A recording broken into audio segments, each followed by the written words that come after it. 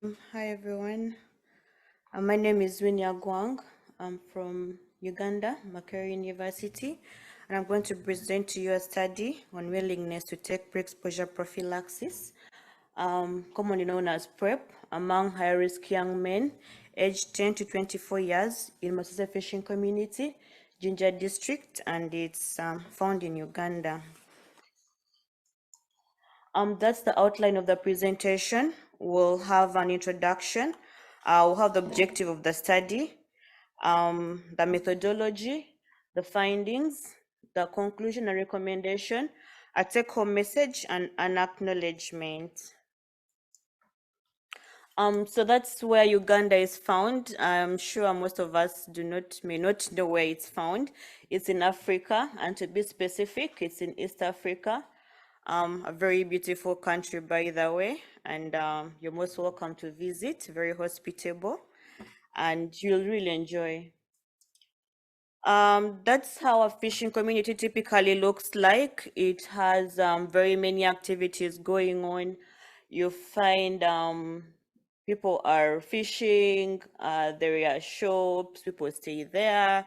And on the right, there's a gentleman just leaving his boat with his catch of the day. So that's how a fishing community looks like exactly.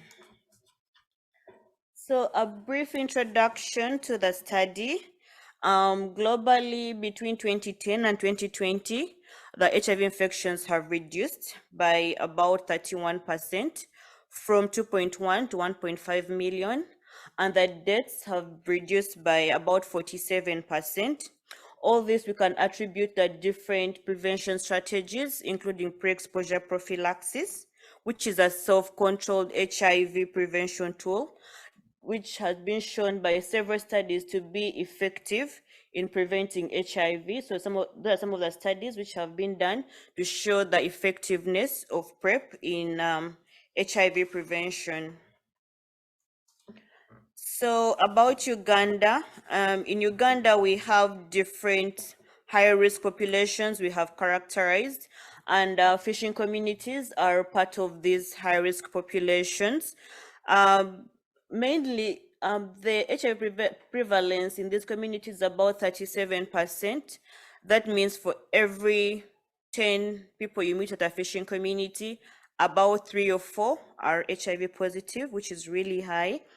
And then this is usually due to failure to address the knowledge gaps and attitudes. They have really interesting thoughts about HIV, and then they also have poor access to healthcare facilities because most times the fishing communities are really remote, and some on islands, so they can't really access the mainland to go to health facilities.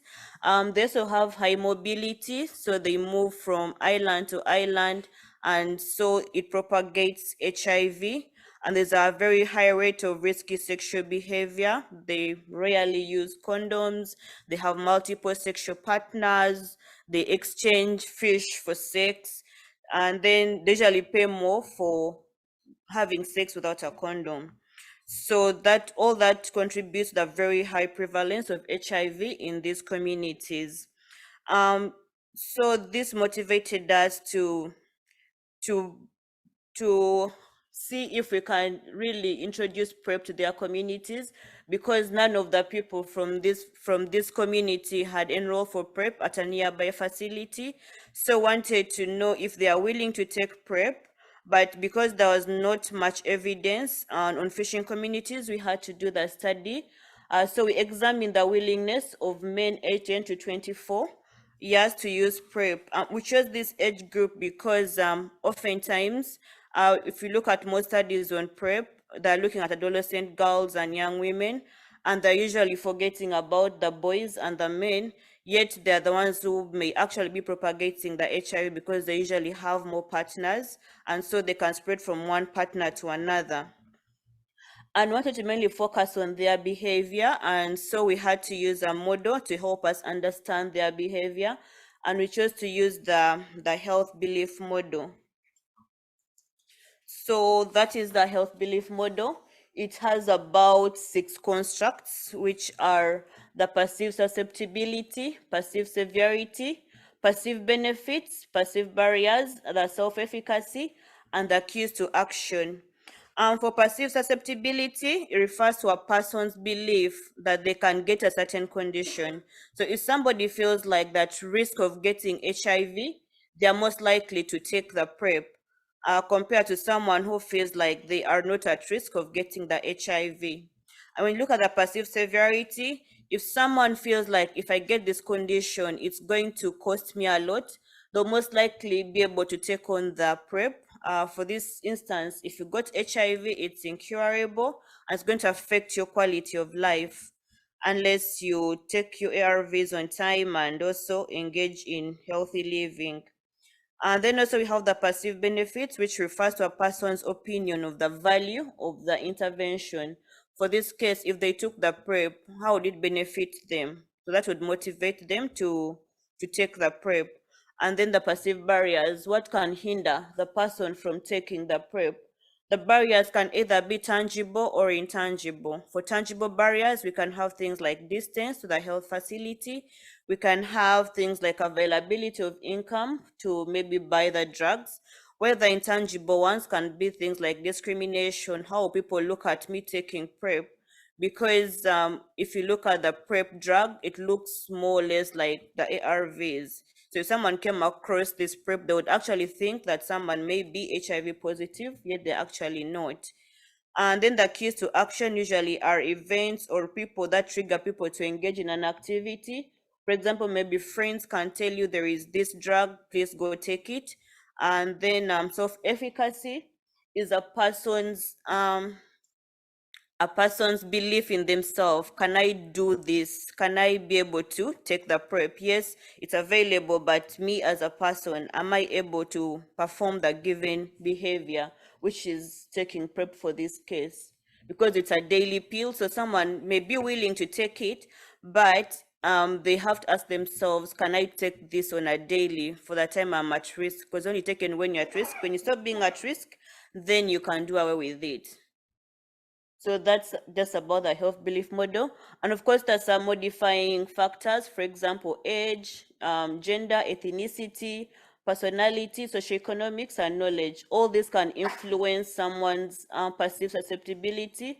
For example, those who are old may think that higher risk, or they may feel like it's not going to benefit them more compared to those who are young. I mean, if you're young, you have a whole life ahead of you, so you're more likely to take on the intervention compared to someone who is about 60. They'll feel like, I'm almost dying, so what's the use? Why should I take this drug? So they may not really take it on. For our methods, the study was done at Masese fishing community. It's found in Jinja district and in Uganda. For the study design, we used a concurrent mixed method study, which employed both qualitative and quantitative methods. And the study was done between October and November 2020. For the study population, we had two arms, the quantitative and the qualitative. The quantitative arm had young men aged 10 to 24 years who had two or more concurrent sexual partners with inconsistent or no condom use. For the qualitative, we used the young men who did not participate in the survey, but the criteria was the same, having two or more concurrent sexual partners with inconsistent or no condom use. For the sample size, we had 479 young men, which was calculated using the prevalence formula by Kish Leslie, and our P was 53.5, which was the prevalence of risky sexual behavior among young men in fishing communities. For the qualitative arm, we had 32 participants in 4 focus group discussions, where each focus group discussion had 6 to 10 participants who we stratified according to age. We had 10 to 19 having two FGDs, and then 2024 having 2 FGDs. They're all audio recorded in the local language, which is Lusoga, and then we translated during transcription back to English. For sampling procedures, we used convenience sampling because, as earlier on stated, the fishing communities are very mobile. So if you used the other sampling methods, let's say simple, random, or systematic, you find that you have a very high non-response rate, which can affect the results. So we decided to use the convenience sampling, and also their schedules are quite different. You find that sometimes they're sleeping during the day and fishing in the night. So you cannot work in the night because the fishing community is not a very safe place to be. So we also had to look out for our own safety as the research team. So we used convenience sampling, and for qualitative, it was more or less passive sampling. So to get the study participants, we mainly use the village health teams. Village health teams are community people who know these boys, where they stay and where we can find them. So we'd move in the community with them and give them the questionnaires after explaining to them what the study is all about. And for minors, we had to first talk to the parents and get their consent, and as well get assent from the minors. For analysis, we use the thematic content analysis for the FGDs, and then we use the descriptive analysis bivariate, and we use modified Poisson regression analysis to determine the factors which were associated with the willingness to take PrEP. For some of our findings, the mean age of the participants was 20.9 with a standard deviation of 2.5. Most of them were Muslim and not married. About half of them engaged in fishing activities and casual labor. When we look at the behavior of the adolescent boys and young men, the median number of sexual partners was 3, with 66% having 2 to 4 partners. More than half of them reported inconsistent condom use, and 40.7% reported no use of condoms. Half of them had ever tested for HIV. When asked them about their risk perception, do they feel they're at risk of getting HIV? Most of them said they were at very high risk of acquiring HIV. So when we asked them if they're willing to take PrEP when provided, 86.4 of them were actually willing to take the PrEP, and 13.6 were not willing despite the risk that they were at. And also went beyond just asking them, because the willingness was determined by a single question, but wanted to determine how the strength of their willingness. So we had to ask them basing on the different attributes of PrEP. For example, if you had to pay for PrEP, would you still be willing to take it? And 84.3 were still willing to take PrEP even if they had to pay for it. And the different means of administration, 73.9 were willing to take it if it was in injectable form, and 95.4 if it was in oral form. With availability of information, 96.6 were willing. However, if they are faced with stigma, only 77 were still willing to take PrEP.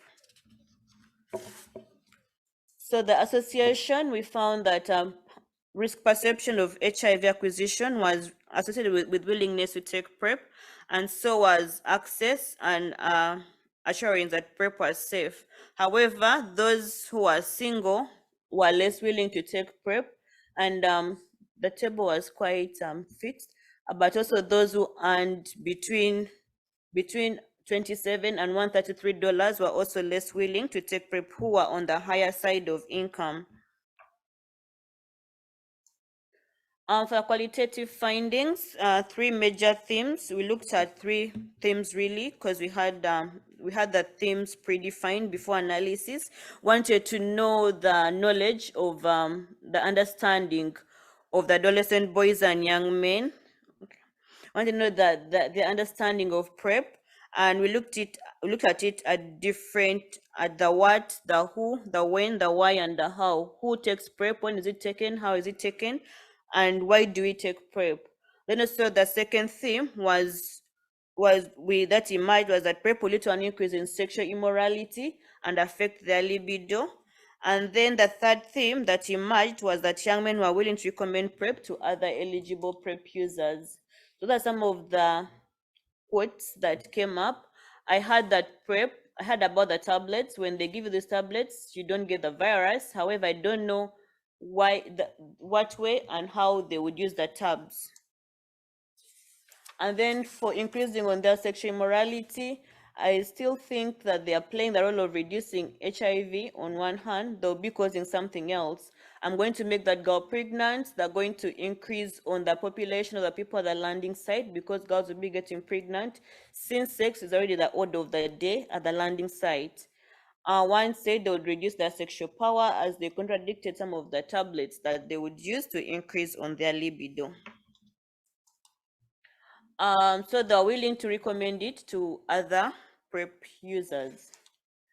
So that in my discussion, I found that this willingness was higher than some studies. However, it was lower than that carried out among other adolescents and young men. And so the factors that we found associated were risk perception, accessibility, confidence, and PrEP was safe, which is consistent with other studies. And then also the factors that we found were monthly income and marital status to be negatively associated with willingness to take PrEP. Study limitations, we found that social desirability and gender norms may have influenced how the participants responded because there's a notion that men usually, okay, I don't know about in the Western world, but in Africa, a strong man usually had more than one sexual partner. So you find that so even if someone has one sexual partner, because of the social norms that a man should have more than one sexual partner, they're most likely to give you a higher number than they actually have, or give you, and we also tend to think that men should be having money so they can easily give you a very high, you ask them how much do you earn, instead of giving you what they exactly earn, they're going to give you a very high value because of the social norms that we have, that men usually have more money, should have more sexual partners. But to mitigate that, we try to create rapport with the respondents and make them feel very comfortable, make them feel like they can trust us with any information they give us, because we told them it was going to be anonymous. And then we use convenience sampling, which could have introduced bias to the study because maybe we could only approach those who are maybe aware of PrEP or who are very available. So to mitigate this, we try to make our sample size as big as possible, and the fishing community divided into different zones. So we try to get from every zone to be representative of the different participants. So in conclusion, I think we recommend that PrEP can be used to reduce on the number of HIV infections. But before you introduce PrEP, we need to be mindful of the different barriers and facilitators of PrEP. But also we need to create more sensitization among the high-risk population so that they can be aware of the norms and the myths and misconceptions about PrEP. And also the health belief model not only applies to PrEP, but can also apply to other preventive strategies. For example, vaccination, you need to look at people's beliefs before you introduce these prevention strategies to them. Some of the references I used, I like to acknowledge the Makerere BSSR program, which funded the study. My co-authors and the research team, the authorities of Jinja district, the study participants, and the conference organizers for the opportunity to present our findings. Thank you so much. Those are my contacts in case you want to reach out.